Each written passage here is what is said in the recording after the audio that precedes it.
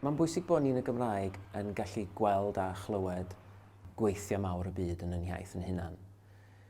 Ac wrth bod Macbeth siŵr o fod y ddrama enwoca sgrifennwyd erioed, neu o leia gyda'r rhai enwoca yn y byd, o'n i'n meddwl bod o'n hen bryd i ni roi Macbeth ar lwyfan fel petai, ar lwyfan proffesiynol yn y Gymraeg.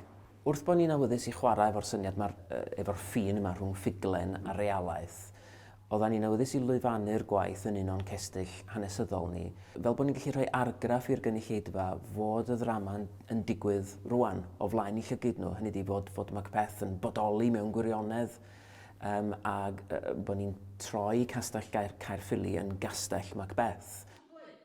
Mae wedi bod yn ddiddorol i mi wylio yr hyn sydd wedi bod yn digwydd yn wleidyddol yng Nghymru ac yn y byd.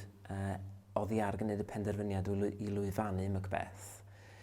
Ac mae o yn demtasiwn i gyffelybu rhai o'n gwleidyddion efo Macbeth ei hun a cwestiynu amcanion pobl pam bod nhw eisiau cyrraedd y brig a be maen nhw'n fodlon i wneud mwyn cyrraedd y brig.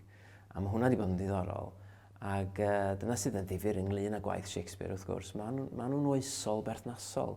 Mae yna rhywbeth rwysyd yn hanfod gwaith Shakespeare neu ond yna rhywbeth yn Shakespeare oedden ni'n neud o'n weledydd craff iawn ar y ddynoliaeth.